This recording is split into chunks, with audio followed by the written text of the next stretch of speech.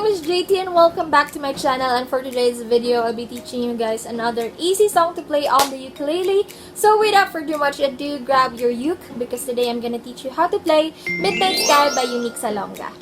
So in order to play this song, you need to learn 5 basic chords on the ukulele, like super basic talaga. Ganon, alam niyo yun? Yung first chord natin is an A minor. O, diba? Sabi ko sa inyo, basic eh. Wala kang gagawin. Ito lang yung easiest chord on the ukulele. This is an A minor 7. Ayan. Tandaan nyo yun, okay? Next chord is an E minor 7. So, etong dalawa lang. Ayan. Use your index finger and then middle finger. Ayan. Tapos, next one is an F. Etong dalawa lang din. And then, diba, ito yung F, yung D minor natin is dadagdagan lang natin ng isang string gamit yung 4th finger mo. So, ayan. F, D minor, and then we have the chord of C. Diba? Super basic. So, again, A minor 7, E minor 7, F, D minor, and A C. So, let's move on to the strumming pattern of this song. So, para sa kantang to, yung strumming pattern for the entire song, meaning for all the parts of the song, intro, chorus, pre-chorus, verses, ganun, yun na yung strumming pattern natin. And then, yung magiging strumming pattern natin is super basic lang din. Down, up, up, down, up, up, down, up, down, up. Okay? So, ayan. So, yung pagka-strum ko, yung ginagamit ko lang is etong dalawang to. Yung index finger and then yung thumbnail. So, yung kuko ng index or your pointer finger rather. So, ayun. Ito yung pang down strums ko. Yan. Tapos, yung up strums ko is the thumbnail. So, parang ganun lang siya. Down, up, down, up, down, up, down, up. So, since this strumming pattern is a down, up, down, up, down, up, down, up. So, magiging ganito siya. Down, up, down, up, down, up, down, up. Okay? So, slowly. Down, up, down, up, down, up, down, up. A little bit slower. Down, up, down, up, down, up, down, up. So, ayun yung strumming pattern natin for the entire song. So, let's move on to the intro part. So, the chord progression for the intro is an A minor 7, E minor 7, and F. And then, we just have to repeat it twice for the intro. And then, diba, sa isang chord, may isang strumming pattern, isang buong strumming pattern. Down, up, down, up, down, up, down, up. And then, move on to E minor 7. Down, up, down, up, down, up, down, up. But for the chord of F, for this part, intro, we have to repeat it twice. Down, up, down, up, down, up, down, up. And then, repeat. Down, up, down, up, down, up, down, up. Balik sa A minor 7.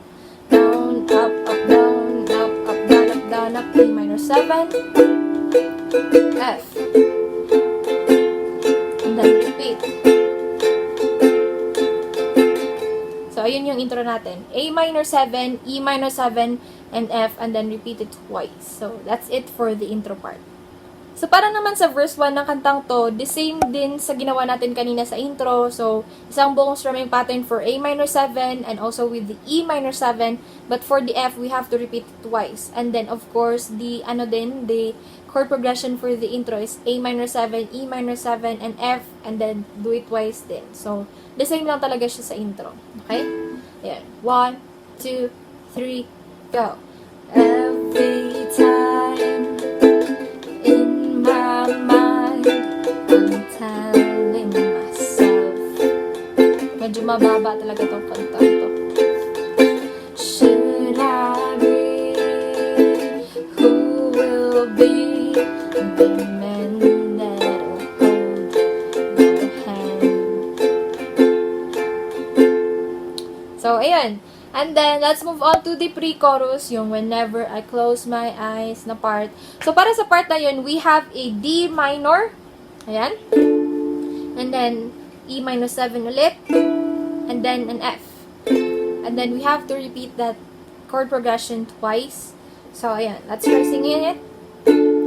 Whenever I close my eyes, I can see your lovely smile. And then repeat it.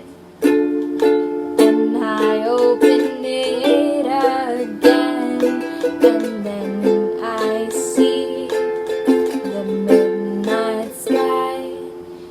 So, let's move on to the chorus na part. So, sa part na to, we have the chord of C, and an F, A minor 7 ulit, and then an F. And then, just repeat that strumming pattern. So, again, C, F, A minor 7, and F. So, para yun sa first part ng chorus natin, okay? So, ayan. Same strumming pattern. 1, 2, 3, go. Wishing that I'll be the man that you'll touch and see. I'll give my love that can't explain.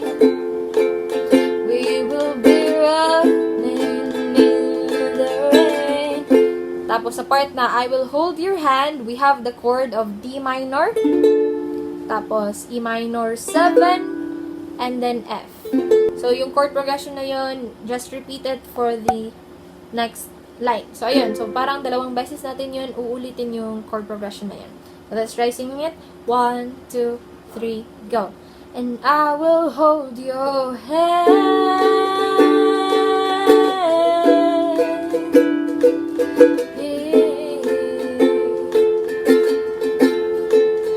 Hold my hand.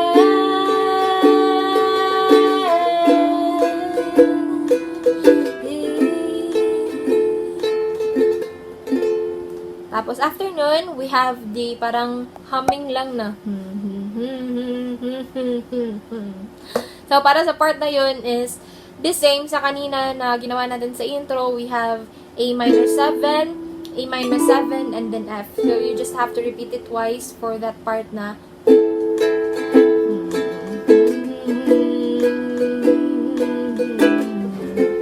So, kung yung feeling nyo is medyo mababa yung pitch, yung original pitch, para sa inyo, you may use a capo if you want to.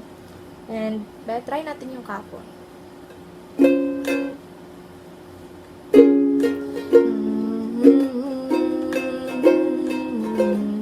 So, better if may capo kung di nyo abot yung pitch ni yun kasi medyo mababa yun. Alam nyo naman, lalaki yung kumakanta. So, it depends upon you. You may clip it on the first, second, third, depende kung ano yung komportable, kung saan komportable yung boses niya. Tapos, after nung part na yun is the verse 2, yung too much pain will heal 1,000 scars. And then, repeat ka na naman sa whenever I close my eyes, yung pre-chorus. And then, after nun is another chorus. And then, just repeat na yung mga I will hold your hand na mga channeling. Yan. So, just remember those chords, yung mga chord progression natin, and then also the strumming pattern. And be sure to check out the chords and the lyrics of the song sa description box. I put that always on my videos. And, ayun lang, kung ano yung mga tinuro kanina, yun din yung mga basic principles na may apply nyo sa mga next parts ng song. So, diba, kasi I've said earlier, same strumming pattern for the entire song. So, ayun lang. So, that's it guys. If you like this tutorial, please give it a big thumbs up. And if you haven't subscribed yet to my channel, please click the subscribe button down below. And kung may mga comments kayo, request, and etc. So, you may drop it down on the comment section below. And, ayun, thank you so much for watching. And I'll see you guys on my next video. Bye-bye!